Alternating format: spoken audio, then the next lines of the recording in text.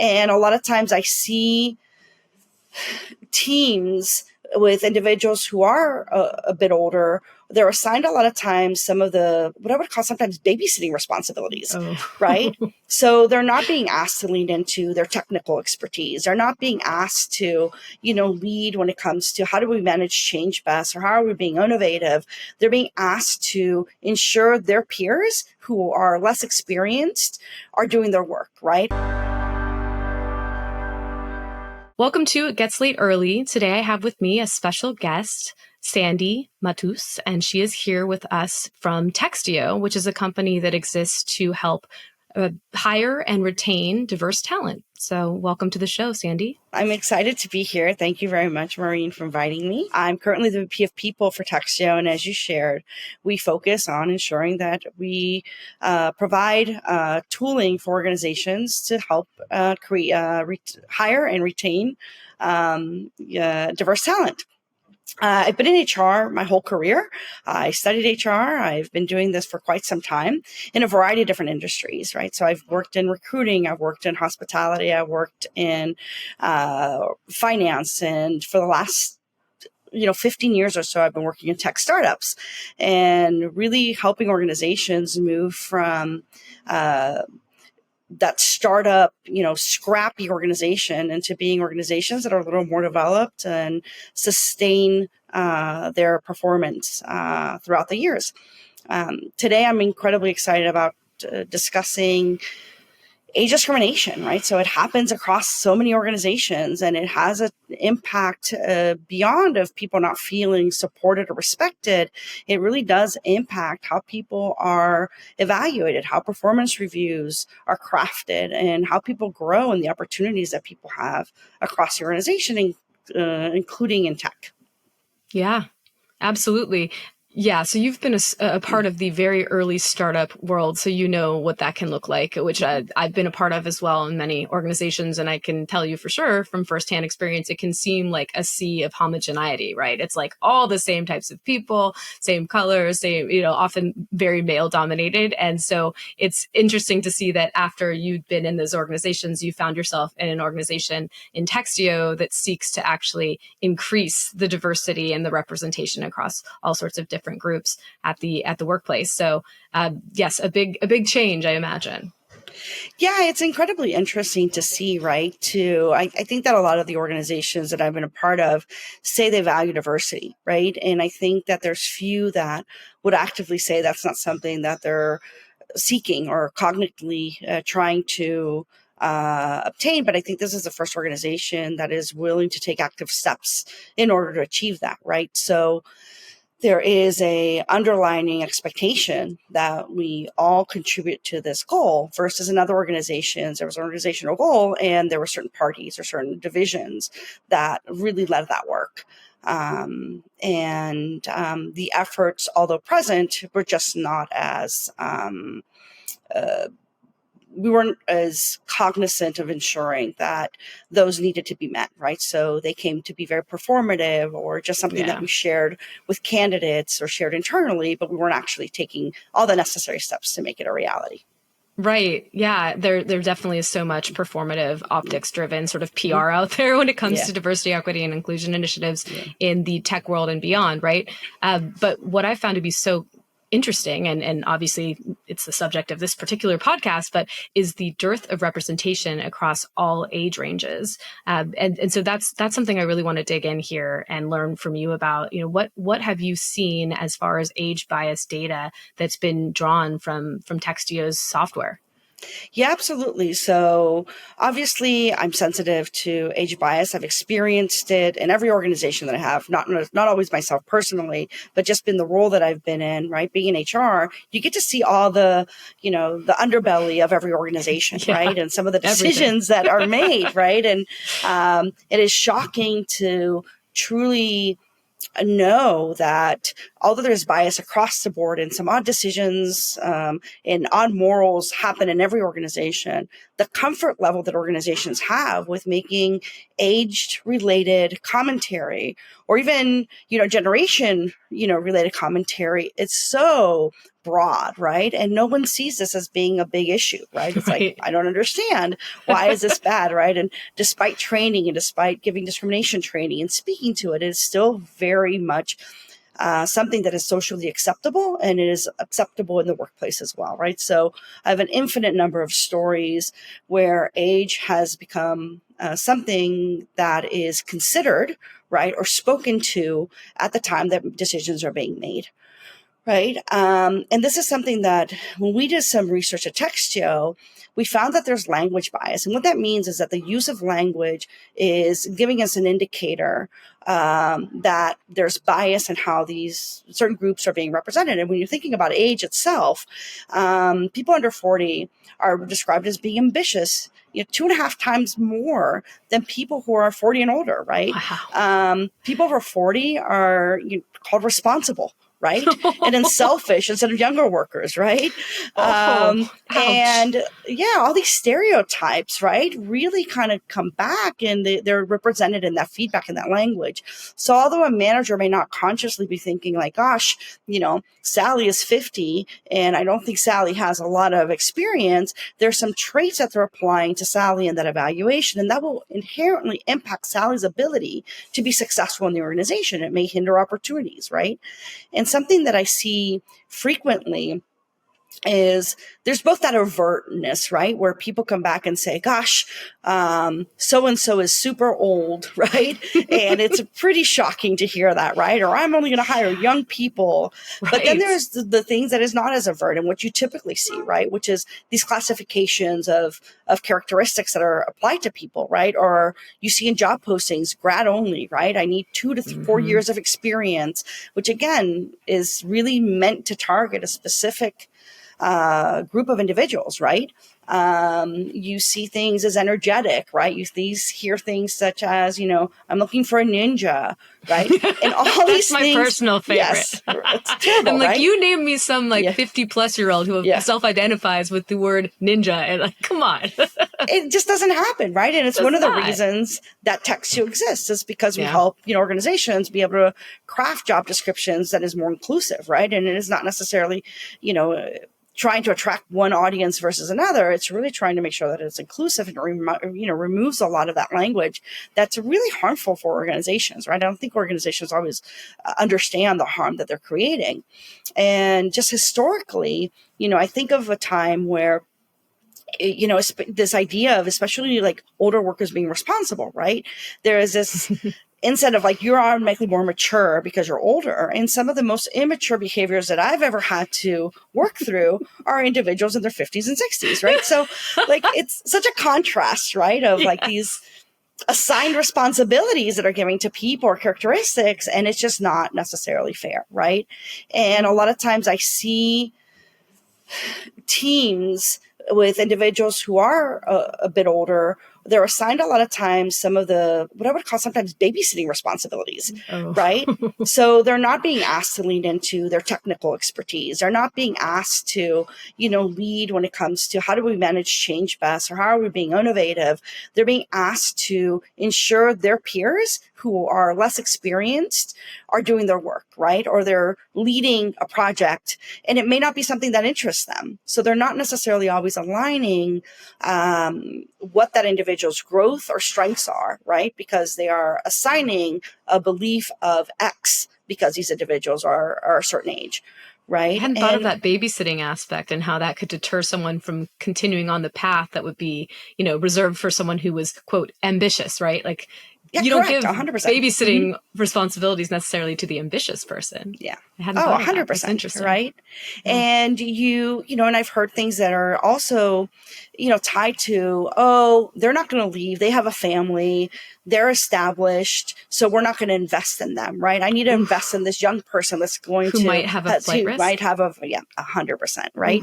And these conversations, I'm sharing this because these are not conversations that are isolated. These are not conversations that happen once. These are conversations that throughout my career have occurred with a multitude of leaders.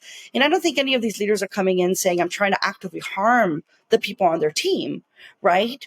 But it is really a conversation of having to help them understand how these commentaries are impacting how they view the person and the opportunities that person has. So when you think about it, age discrimination is relatively rampant, right? I think 21% of the EEOC claims, or 20-some% of the EEOC claims, are age related, right? So people are feeling it. People are feeling that my age is a factor in how I'm being treated, in my opportunities with an organization. And 21% is a pretty significant portion, especially when you think of most EEOC claims are due to retaliation, right? So when I think about 50% of them are retaliation related, then things like ethnicity, race, gender, age all fall into it. And, a quarter of it is attributed to age. So this is something very real for a lot of people.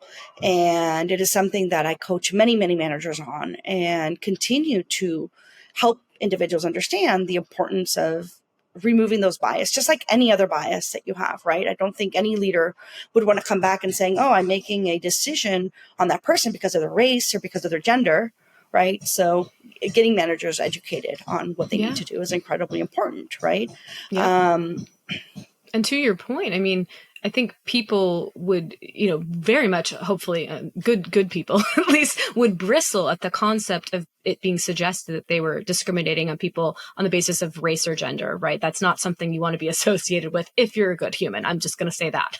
So, but with age, it's like, it doesn't even come up as wrong, I think, a lot of times. I mean, and certainly when it goes towards the younger demographic, right? It's, oh, those youngins, like that's kind of protected speech, right? Because that's not federally protected status, right? And you're over 40, you can't overtly say, oh, so-and-so. I mean, although let me tell you, my listeners will write into me and say, someone told me that I was too old to be hired in tech the other day, like a recruiter. I mean, so people are absolutely doing this. This is illegal behavior. It does happen, but I think it happens more often on the case of against the younger people because that's protected speech. And then the rest of the stuff, like you suggested, is kind of cloaked language that people might not even necessarily be aware of, right? But how do we get people to wake up to this? How do we get people to understand how damaging this is to their older peers and to themselves and to their future selves if they're not quite there, right? Because it gets late early. Yeah, it certainly does. And look, I don't think that there's a magic wand that's going to fix this, right? Wouldn't that be nice? It would be, yes. There's, you think about any changes that there's been with gender or race, it's been an uphill battle, right? And it's still not where it should be, right? When you think about the efforts that were done in the 50s and the 60s and the 70s, and you think there's been progress, but potentially not the progress, or nor have we been able to sustain the progress that we were hoping to. And I think that it's going to be, there's no magic pill, right, in general, right? I think that it comes most importantly for organizations, right, and especially where there is this deep perception in tech, right, and startup in tech, right, that older workers may not provide value, right? And I think part of it is dispelling that, right, that is not true, right? And so when I think about my own experiences and even in research regarding individuals who are over 40, if you think about right now, a large percentage of software engineers are in their 40s. And those individuals who are most experienced, who really can code incredibly well, who can see around corners, who can anticipate problems, are in their 40s, right? And every time there is some narrative that comes out of, you can't be older in tech, right? That comes up in TikTok or in Reddit or in Blind, right? It is immediately there's a string of individuals who are like, look, my best employee on my team is over 40. I'm 60 and I've been doing this, or I entered tech at 50. So I think that there is this, maybe it's not always common that people in their 50s and 60s are entering tech, right? But there is enough evidence that this is not necessarily true, that those high contributors with a lot of experience that are helping organizations be transformative are not individuals always in their 20s and 30s. Right? That we really need as organizations, individuals that have a wide range of experiences. Would that be someone that's coming in with fresh eyes and has never done anything that's going to provide a different perspective to those individuals who have seen it, done it, and tried it, and can help you steer your organization in the way that you need to, right? Would that be in some leadership capacity? Yeah, 100%. Or is it my individual experience tells me, right? Like, hey, if we want to do this, these are the pros and cons of it. Are we prepared for that, right? Or this may be a way to do it because these are the things that are impacting it that someone who is sometimes early in their career may not always fully appreciate or see. Right. Right. So, when you think about organizations and who are CEOs in organizations, right? The average age is, I think, 47, right? And I think tech organizations. So it's not necessarily a 30-year-old, right? And even when you do see some of those individuals who are younger, like you think about Mark Zuckerberg or, these really early, yeah, who's that guy? Someone we've never heard of ever, yeah, right? These, individuals who were really successful earlier in their lives, right? And big innovators, they didn't do it alone, right? They a lot of times have to partner with individuals who are experienced. Would it be a board? Would it be a CEO, a CFO that really understands how to operate a business, right? And 100%. I think one of the best things that happened to Facebook was Sheryl Sandberg, right? And she, in some aspects, came in. I don't think she was quite 40 when she joined the organization, but she led along with the rest of the C-suite well into her 50s as well, right? So, and I think considered incredibly successful in her own range, right? And that experience didn't come just from being, older or not older. She just had a successful career and was able to implement her knowledge to make Facebook incredibly successful.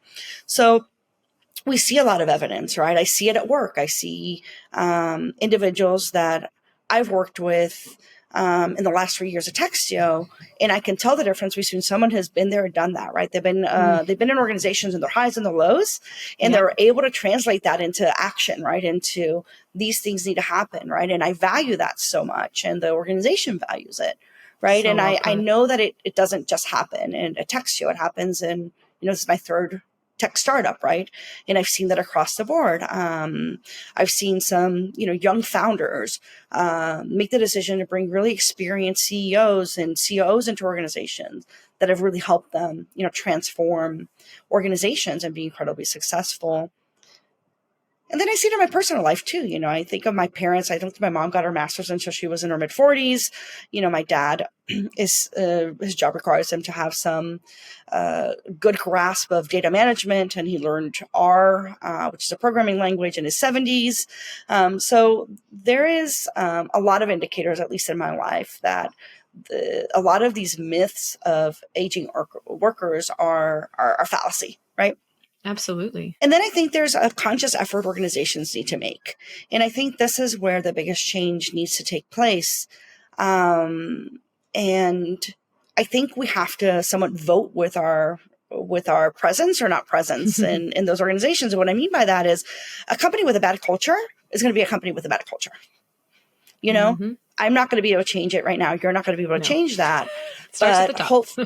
Absolutely. And if they're going to come back and have ideas regarding age and regarding any really bias, and they're not willing to make that change, my gut tells me they're probably not going to be as successful as you want them to, or they're going to be in the news soon, right? At some point, right? Good point. And the way you change it is by deciding whether or not, as an individual, no matter what age, do I work with them or not, right? Yep.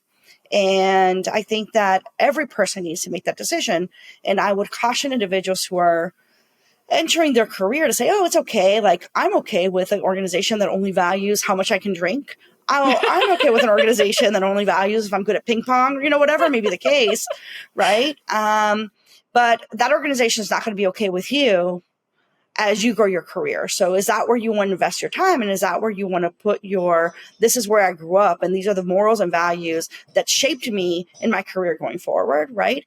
And I think as individuals who are older, who are willing to share experience, mentorship, etc., are you willing to work for those organizations to help them succeed? And the answer is we shouldn't be. Right. And we should be able to say, I'm not going to work for those type of organizations. Right. So I think you vote with that, right? Like whether or not they're going to be successful. I think boards have a lot of responsibility, right? They do. Like I'm baffled that a board would be okay with hiring a ton of people that are inexperienced. Yeah, it does blow my mind as well. And you would think these investors too, that they've seen what makes a team tick and what makes things successful. And I think you referenced one of the data points that I found, which is that the average age of the 0.1% most successful CEOs out there is 45. That's the average age, right? So the older founders have had more success, demonstrable success in their careers, which is because, like you said, we all learn from our experience, right? So I don't understand why that doesn't have a trickle down effect throughout the organization. I don't know if it has something to do with the affinity bias of the founders pulling from their like pool, right? Where you get, which is, again, it's not like a malicious act they're doing, but it's just kind of what they know. But I don't understand why the proverbial adults in the room, the investors who've seen this over and over again, aren't actually actively dictating, like, no, we need to actually increase diversity across different age ranges. Maybe there's a problem with the amount of pay that they're willing to offer. Who knows? But it's an interesting issue. And I definitely want to peel it back a little bit and learn more about what's actually in play there. Because you're right. Like, we need to have, I think the sort of the central component of what you're saying, your thesis here, is that you need everyone, right? Because that produces better outcomes, 100%. more innovation.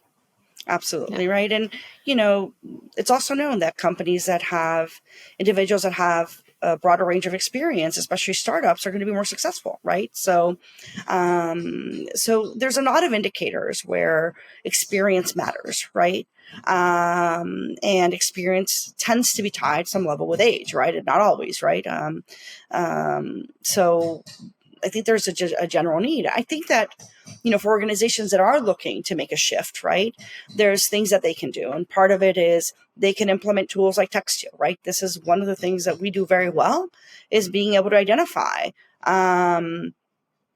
language that you can use to help neutralize. We help you identify, right, a little more clearly where there's bias and how you're communicating, right? And there's also the opportunity to understand when you're doing performance reviews, where there's bias and how you are writing those reviews, right? From language use to the amount of context that you provide, right? So are you providing more context and information and feedback to a certain group of people versus others, right? So being able to implement some of the Textio tools is incredibly, I think, important, right? Would it be Textio or another tool? But bringing something to that consciousness that language matters and the language that you're using.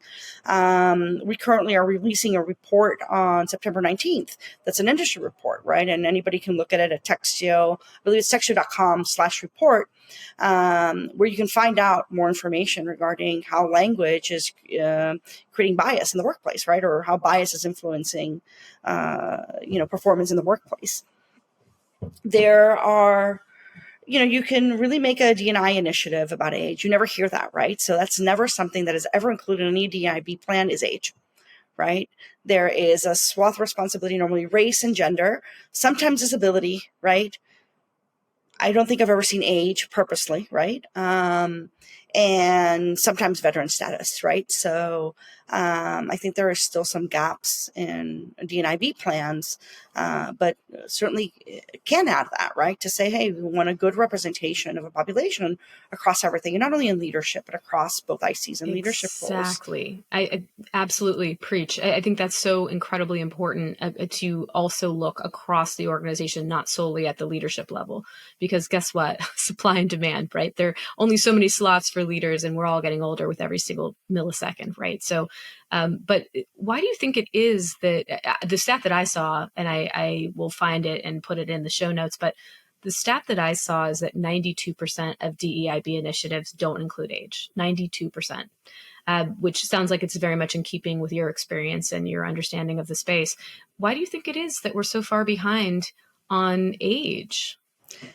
I think there's a couple reasons. I think that it's socially acceptable, right? You hear about it in politics, you hear about it on TV shows, right? Social media, it's very acceptable, right? And I think there's also a level of self-deprecation. As we've gotten older, we're okay making fun of ourselves about the things that do change, right? And so I think there's a lot of societal belief that is fine, and there's been no pressure to change it. I also think that in some traditional companies, you will find that a lot of those who are in very executive roles are older, right? So that's not necessarily what you're looking to replicate. You're looking to replicate a, representation across the organization, but it's probably not as evident, right? Yeah. So you see, representation in some organizations, especially when you think about the C-suite, a lot of people are in their 40s, 50s, and 60s. And that is not something that necessarily translates to other roles across the organization, right? And in tech, there is somewhat of a reluctance to believe that people who are in their 40s or later, right, and that can enter into tech, right? Yeah. I think tech likes to protect itself for whatever reason. And this idea of like you have to be a certain age or a certain time for you be able to follow some of the tech practices, which again is a fallacy, right? It is not accurately true. And you see some of the attributes of especially younger workers, right, that apply to some of the fallacies of older workers as well. So you think about some of the fallacies on age are they're not going to have the energy, they're not going to want to learn, they're not going to lean into X, they want to do things their way. And then you see some of the things attributed to Gen Z, which is lazy girl jobs, mindless Mondays, right? Quiet quitting, right? Yeah. All those things. All those things. And so it just feels that all this is just a bunch of bias and no one can win. Right. And exactly. And I think that we all have to work towards making this change. But I really believe that the reason that things aren't changing as quickly is because society still believes age is something that it's okay to speak against, right? Especially in the United States where we don't have this reverence on age, right? We certainly don't. Remember COVID when people were like, oh, just let the old people die? I mean, if you need any more explanations, like that was like, holy crap. Like think about what you're saying. It's outrageous. But we felt, not we, but obviously clearly not the two of us, but like people felt okay saying that out loud. No, absolutely. And you see it all the time, right? You hear it even with like who gets celebrated. 30 under 30 is the one that's like, oh my gosh, look at these wonderful humans, which there are wonderful humans. I'm not going to take that away from them. But, there isn't as much as, 50 for 50, right? Or whatever may be the case, right? There is we hyper celebrate, right? A young success and early success, I would say probably, that we, celebrate. So I think that society just has not made that shift. So I think that's hard. Now, why we haven't, I think is we've tolerated it, right? I think that will change though. Gen X is well into their 40s and 50s, right?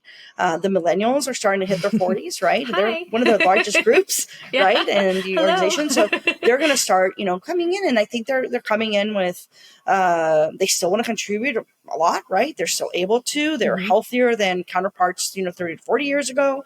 They're much more active. I think the representation of women in the workplace now is significantly higher. That's going to shift, I think, how people think about age as well and the contributions women are making.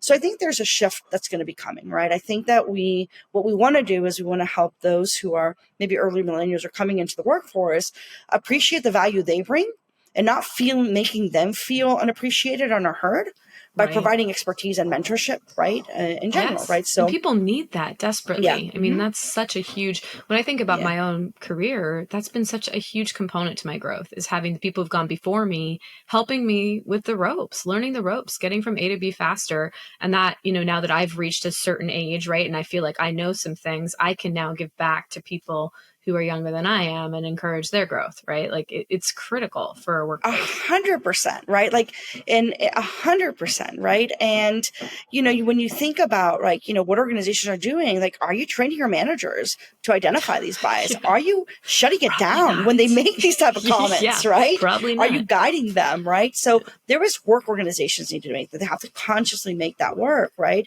And, I am a big, not that I don't fall into some of the memes of millennials versus Gen Z or something from time to time, but there's just no place for them. Like it's so harmful for everyone when you allow those stereotypes to just be predominant. And it doesn't mean there isn't going to be different expectations from those entering the workforce now. I had different expectations than, my people in my position, when I entered the workforce. Those things are going to continue to change. We need to continue to adapt to them, but we need to make sure that there is also a slice of, hey, there's not this disconnect by those individuals who are older necessarily. I think leadership teams need to ensure they're listening to people in general and meeting their needs because they're creating some of that division, right? We're like, why is this person, who's, isn't willing to change or isn't, willing to do X, Y, Z, the one leading me, right? Let us lead, let us do things, right? And they're not seeing the value that experience comes. And a lot of it comes, I think, from them not being heard and feeling undervalued, right?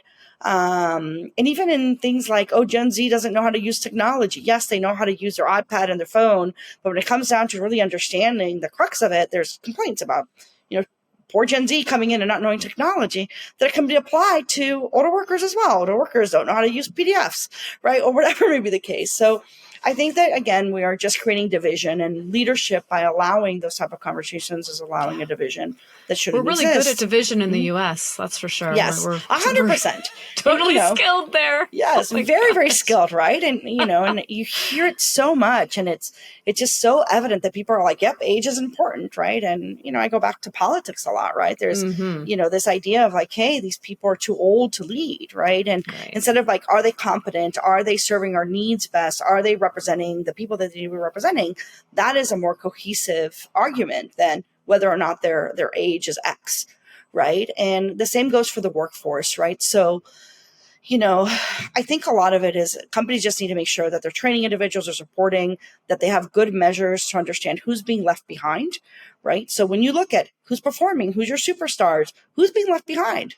And if you're leaving something behind, you have a responsibility as a leader, as an organization, to help them catch up, right? So 100% believe that you have a responsibility. Obviously, people also have a responsibility to make sure they're keeping up with work and they're keeping up with the stuff that they need to know and in order to be proficient in their job, right? But as leaders, they have, I see the responsibility on them. Yeah, so, it is incumbent on them. Yeah, 100%, right? So it's a shared responsibility, and you can't just say, well, they didn't say anything, they didn't ask, or I assumed anything, right? I think in the moment that you respond, I assume something, you lost already. Like, go back and start from the drawing board again. Like, you've right? heard that saying, right? Yeah. Come on. So, and it's amazing. It's amazing how many people will make assumptions. Like, how do you know that family is important to them? How do you know that they don't want to take that on? How do you know they're not willing to do X?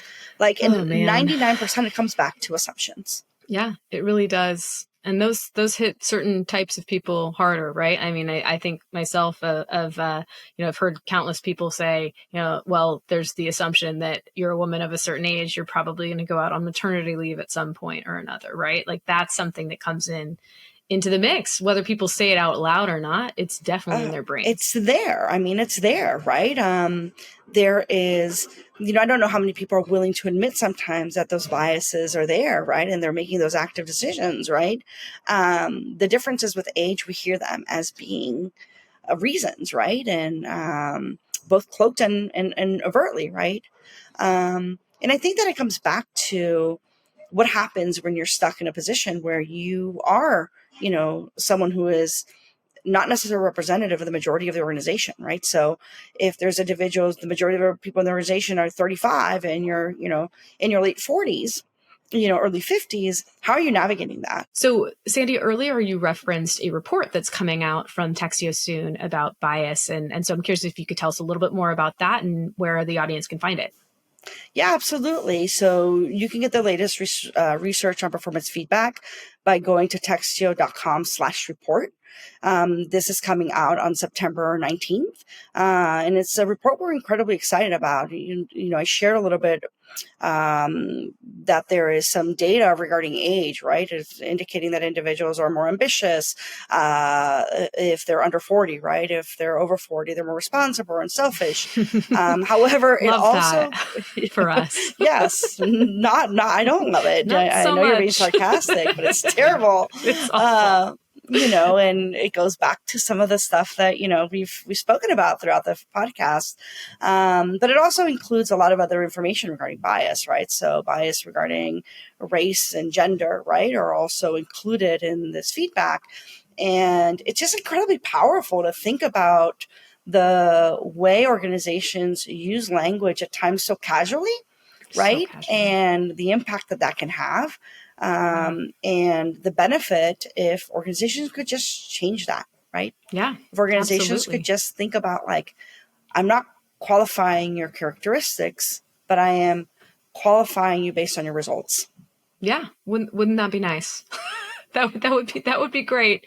Yeah. And I'm really glad that you have this report coming out too, because, another critical component of age is the intersectionality with other protected groups and other marginalized groups, right? So age plus race, age plus gender, maybe even the trifecta, right? Like this comes out in myriad ways. And so it's really important to think about it through that lens as well.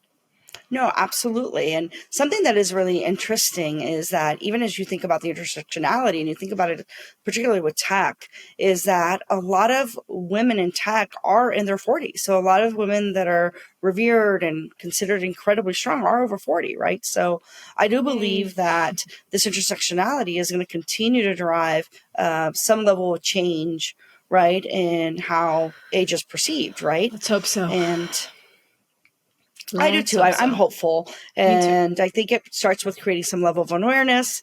But I think it also, your podcast and speaking about it and comfortably speaking about it, I think will create the change that's needed, right? Organizations want to be successful at the end of the day, and they cannot do so when they have a homogeneous group of individuals running the organization. Organizations need to be mindful of all the differences that we have and the ways in which those can manifest themselves in the office. So yeah, absolutely. And and I think that as we continue with different tooling that can identify bias better, I think we'll be able to start better tracking the impact that this bias has on organizations, right? Something that we hadn't talked about regarding what organizations can do. It's really track your metrics, right?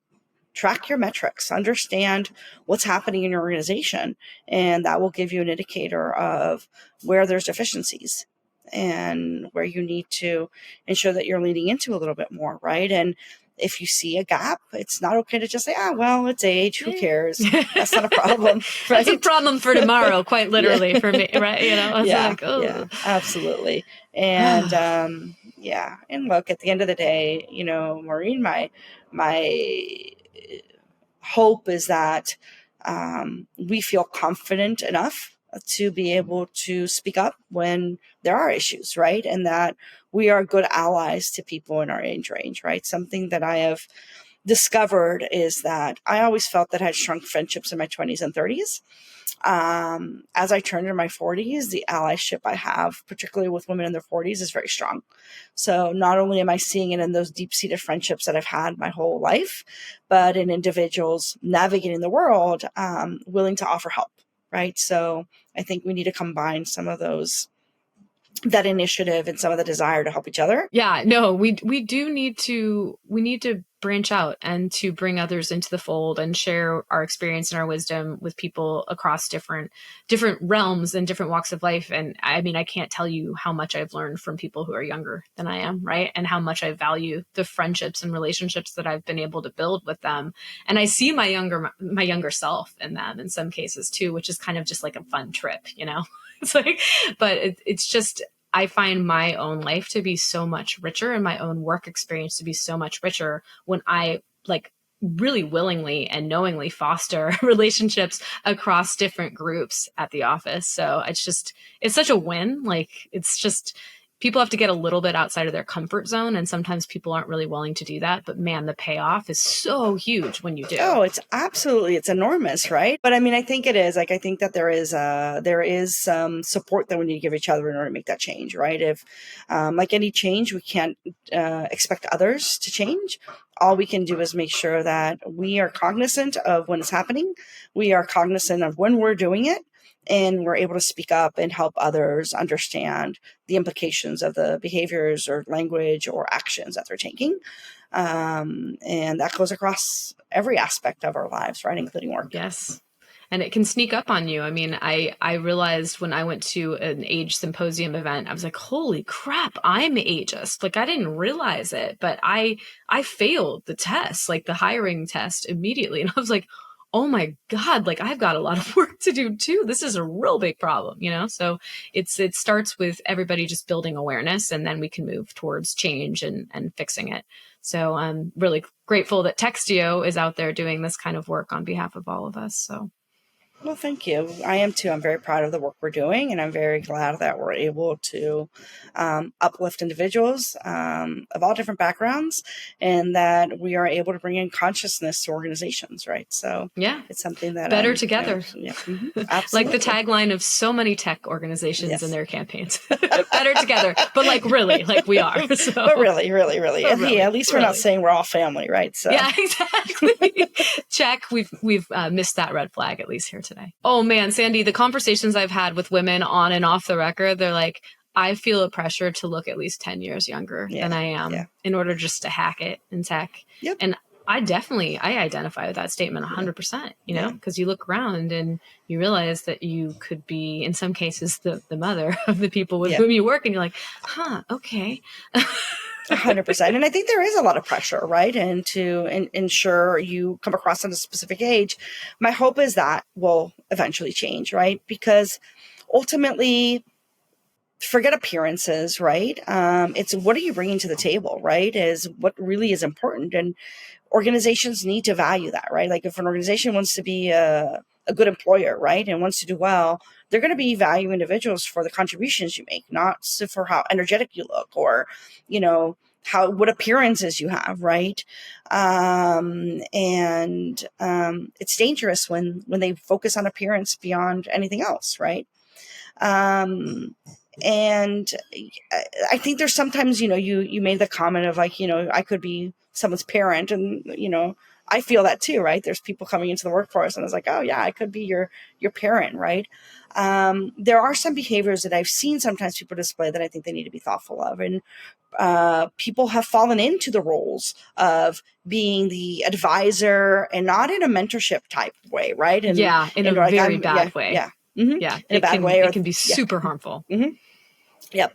And you see individuals coming in and, you know, being more fatherly and motherly than really like, I'm a strong, capable human that is going to show you the way, right? So you want to really make sure that you're not buying into the stereotypes. No. All of us have to be proficient at our jobs, right? We all have to keep up with our industry. We all have to keep up with our area, our field of, you know, what we excel in or what we're working on.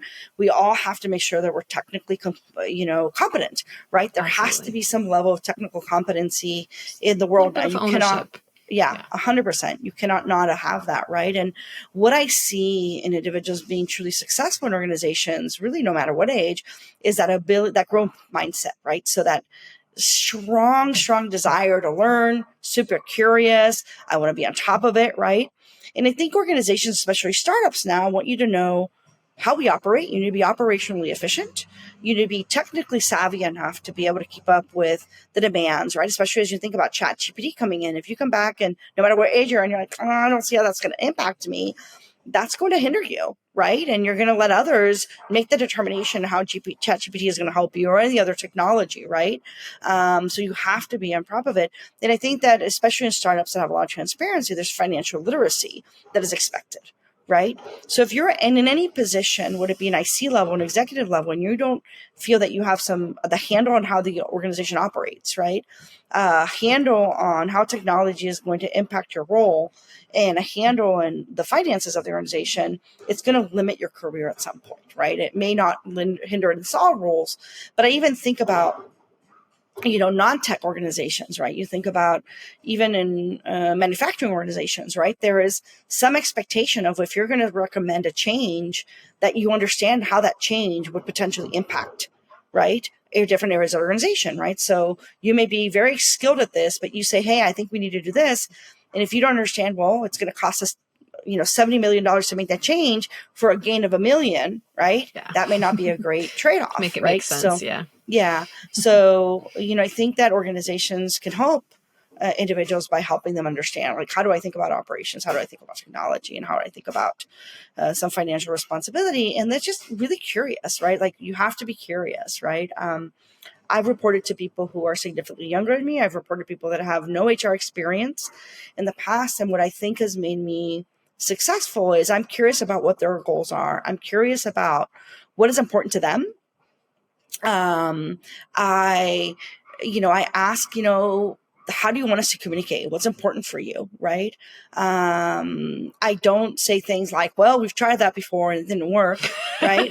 That never really sounds that great, does it? Never, right? But I do come in and saying, hey, I hear you saying this. These are the things that I think I see why this is a benefit, and I see why you want to do this. These are some of the roadblocks that I'm not able to get over. Right? Do you mind if we talk them through? Right? So sometimes it's what a brilliant framework. Yeah, that's brilliant. So, what you just said. But a lot of it is basically coming back and saying, "Ooh, I think there's a miss, or something that maybe their experience isn't allowing them to see through their lens that you want to share." And sometimes it's how do you manage up and how do you influence individuals, right? Yes. And how do you have an organization that has the psychological safety for its employees in order to have that kind of a conversation that's not just a yes sir, yes ma'am, 100%, right? And this is one of the biggest indicators of poor leadership. When someone comes back and says something like, I want someone that I can mold, right? Or I want someone that just wants to follow the process. To me, that's like, you want someone that's not going to think. You want someone that's not going to do anything. They're going to just do whatever Kool-Aid. You tell them. And Drink 100% normal poor leadership, right? Or underdeveloped leadership, right? So absolutely. And look, if that's the company you want and that's the company you have, be honest with candidates that that's what you're seeking. That's because what I would love. Honestly. I don't know. I'm sure you've heard this before, right? Where people are like, oh my gosh, I'm so glad we hired so-and-so with 15 years of experience. And they go up and it's like, we're so glad you're joining our organization. You're going to be so good at help us making all these transformational changes. And then when they're like, great, I come in and I want to make suggestions. No, not really. You don't get to make those changes. Right? Exactly. And then you're suddenly not invited anymore. Yeah, exactly. Yes, exactly. Like, right. And you're like, like that's why I joined too, because you told me that this was what I was going to do. Right. So, I think that you really have to be honest with what you want as an organization and honest on what you need. You're not going to be disappointed, and the people you hire aren't going to be disappointed. Right. Exactly. My hope is that organizations that are kind of falling into these patterns are able to recognize it and are able to pull out of it, right? But the truth is that if not all may, right? And you're going to have to make a decision as an individual, is it worth me staying? Yeah. Right? Like the way I see it is, do I feel that I'm contributing? Do I have allies, right? So a lot of times when you talk about that mentorship is like, can I mentor other individuals? Because they're going to be my allies, right? So I've leveraged allies in the past to get things done, or to get points across, right? In my career. And it's individuals who I seek them out for certain things that I think they're good at.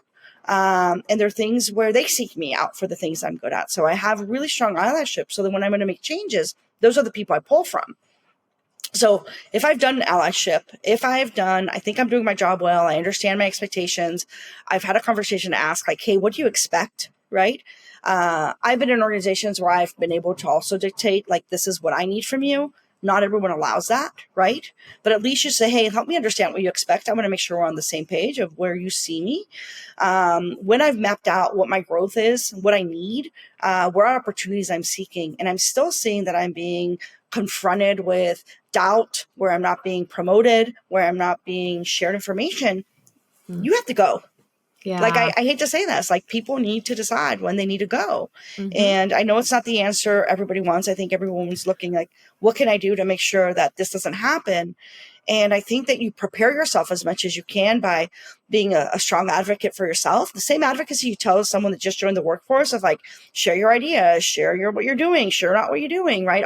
Everything that is expected of those individuals coming into the workplace, apply it to yourself, right? And I don't know if you've seen this, but this has happened to me where I know I can do X, Y, Z, and I stop telling people that I'm doing it, right? Because it's a given and I'm comfortable with it. Yep. And then all of a sudden someone else is like praised for doing it. And I was like, wait a minute. Like, I've been doing this all along, right? Exactly. And I think, a lot of it, I think, is just a lack of me talking about it. I take it for granted. And don't take what you do for granted. No, But it's valuable. after everything, at some point, you have to leave, right? I think that organizations don't deserve you. No, they don't. And some organizations really are that broken and can't be fixed. And it really comes down to an individual, like, does it work for you or not, right? And if it's a groupthink type organization and you don't fit the mold, well, sorry, you're kind of SOL. And those are the breaks. And I think it's particularly painful and has an incredibly harmful effect if you, I mean, if you've thought that you've gone through all the different hoops and made sure that you have been checking the boxes and you've been looking for red flags and you think you're going through coasting clear, and then you get there and then wham, you're hit with it. It's just like, holy crap. And, sometimes it's a relative position of privilege to be able to say, I'm going to hit the eject button here, right? Some people have to kind of make it work for a while, make it work in air quotes, but like, it's just, there are times when you have to cut your losses. And it's just, it can be such a hard pill to swallow, right? Especially if you've been sold the dream and you think it's real.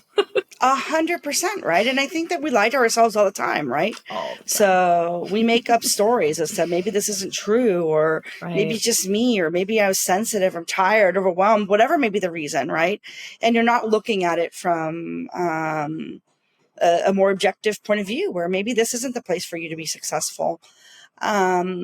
I also think that we do have to have some courage in speaking up, right? So I think that there is, and I know not every organization allows that safety, right? But it's also hard when you can't share, hey, I don't want to be passed over. Like, I really want to make sure that I'm seen as the next in line in XYZ role, right?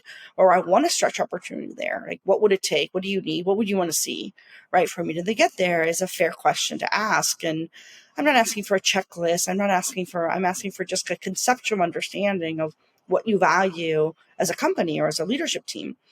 And we make it a service when we don't ask that, right? Yeah, I agree.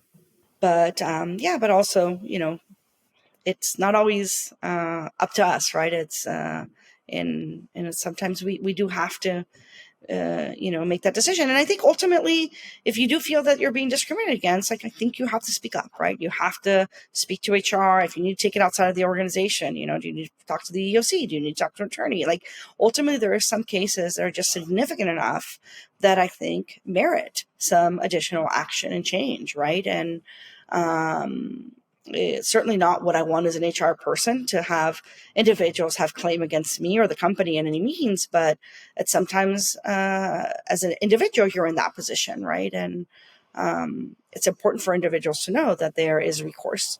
There is, yeah. It can be, very difficult to prove, unfortunately, as I understand federally. It's a very high bar to clear in order to prove age discrimination specifically. It's fascinating to me that that's the case, but that's the way it is.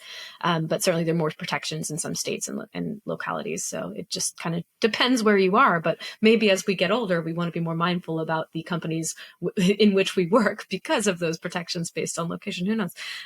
But that's a little bit of a grim approach.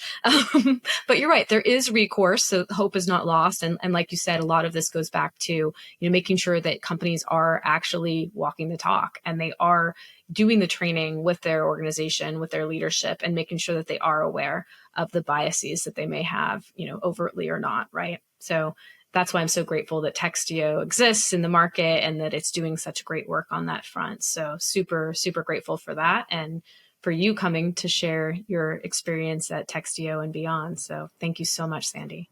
No, well, thank you for having me, and let me share a little bit of my own experiences with you and your audience.